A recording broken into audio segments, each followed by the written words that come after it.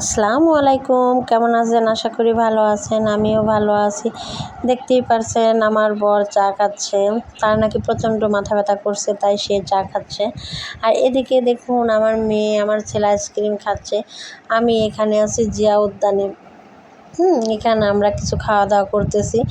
আমরা এখানে বৈশাখীর দিন এসেছিলাম, সবাই কত সুন্দর সাজগোজ করে শাড়ি পরে এসেছে, সবাইকে অনেক ভালো লাগছে। আর আপনারা বলছেন কেন আমার মেয়েকে সাজায়নি? অনেকটা গরম পড়েছিল, অনেকটা। আমার মেয়ে অনেক ঘোরাঘুরি খেলাধুলা করে খাবার দাবার খেয়ে যখন একটু বিকাল বিকাল হয়েছে তখন আমার মেয়েকে আমি সাজগোজ করাইছি।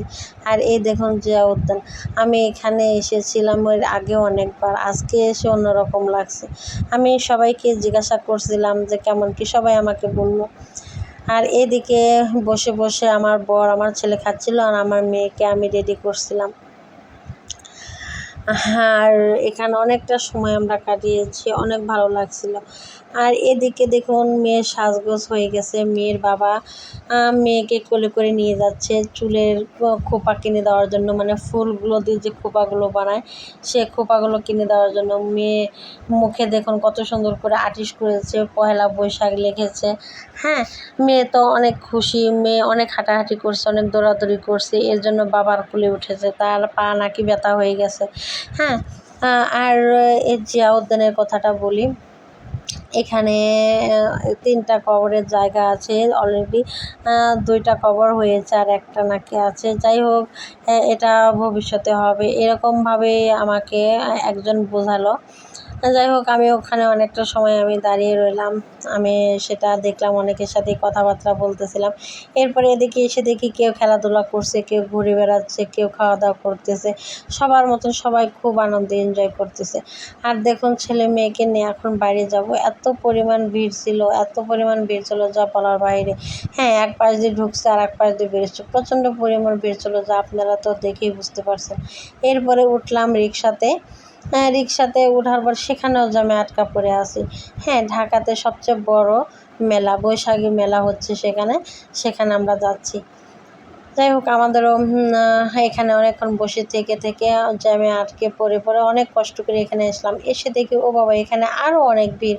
এই ভিড়ের ভিতর কীভাবে আমি ভিতরে যাব আমি বুঝে উঠতে পারছিলাম না। যাই হোক, এরপরে রিক্সা থেকে নামলাম। নেমে দেখি যে আমার বর, আমার ছেলে মেয়ে অনেকটা আগেই চলে গিয়েছে, আমি অনেকটা পেছনে পড়ে গিয়েছিলাম। এরপরে তারা বলতেছে যে তোমরা বাচ্চার হাত ধরে পাশাপাশি থাকো। এখন নাকি সিরিয়ালে দাঁড়াতে হবে, সিরিয়ালে দাঁড়িয়ে নাকি হেঁটে হেঁটে একটু একটু করে আগাতে হবে, এখানে এভাবে যাওয়া যাবে না, প্রচণ্ড মানুষ। যাই হোক, অনেকগুলো মানুষ দেখে আমারও ভাবছিলাম যে আদৌ কি আজকে ভিতরে যাইতে পারবো কি না। যাই হোক, এরপর দীর্ঘ লাইন ধরে অনেকক্ষণ অপেক্ষা করে আমরা ভিতরের দিকে আমরা গিয়েছিলাম। যাওয়ার পরে দেখি ভিতরটা অনেক সুন্দর, অনেক সুন্দর, আমার কাছে অনেক ভালো লেগেছে। আর ওই পাশে টিকিট কাটার কাউন্টার, ওখান থেকে 30 টাকার টিকিট কাটতে হয়েছে। এই ভিতরে তাঁত শিল্প অনেক কিছু আছে যা দেখার জন্য। যাই হোক, আমরা সেখানে না যেয়ে আমরা এই ভিতরে এসেছিলাম, অনেকের সাথে দেখা করছিলাম, অনেকে আসছিলো এখানে। হ্যাঁ, অনেকের সাথে দেখা করছে, অনেক দিন পরে দেখা হয়েছে। যাই হোক, বিজনেস যারা করে তারাও আসছে, সবার সাথে কথাবার্তা, হাসাহাসি, খাওয়া দাওয়া সব কিছুই চলছিল এখানে, যা আমার খুব ভালো লেগেছিল। যাই হোক, দেখুন অনেকগুলো বের হওয়ারও দরজা আছে, ঢোকারও দরজা আছে। আর এখানে সবাই এসছে, সবার সাথে সবার এত পরিমাণ মিল। যাই হোক, ভালো লাগতেছিল, লক্ষ লক্ষ লোক আসছিল এখানে। আর এদিকে দেখুন, আপনাদেরকে যতটুকু সম্ভব অতটুকুই দেখাবো ঘুরে ঘুরে, যে ভিতরটা কেমন, আপনাদের সাথে সমস্ত কথা শেয়ার করব, সমস্ত কিছু দেখাবো। যাই হোক, এদিকে আমার ছেলে মেয়ের তো অনেক ক্ষুধা লেগেছে। আমার ছেলে মেয়ে খাওয়া দাওয়া করছে পিছনে, এদিকে খেয়ে এসে আপনাদের সাথে সময় কাটাচ্ছিলাম।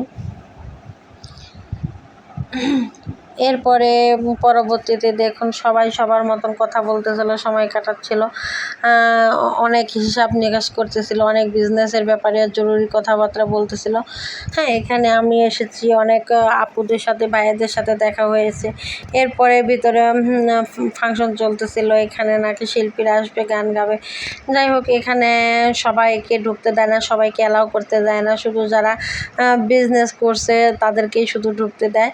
যাই হোক, ছেলে ছেলে মেয়ে নিয়ে এখানে আমি আসতে পারছি, এখানে ঢুকতে পারছি, সবার মাঝে আমি সম্মান পাইছি।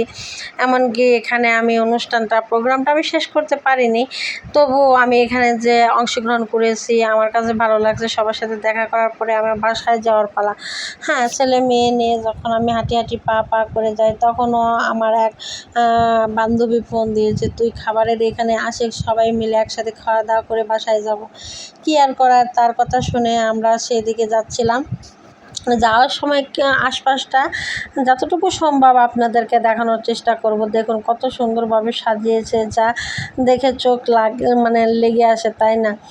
দেখুন পয়লা বৈশাখের যে চিত্রটা অনেক ভালো লাগছে, অনেক ভালো লাগছে। আর এখানে প্রচণ্ড মানুষ, এত পরিমাণ মানুষ, রাত 10টা 11টাতেও অনেক অনেক অনেক লোকজন, যা বলে বোঝাতে পারবো না। আর দেখুন এর ভিতরে আমি ঢুকেছি, শিল্পকলা অনেক কাজগুলো যতটুকু দেখানো সম্ভব সামনে থেকে অতটুকুই আপনাদেরকে দেখাবো।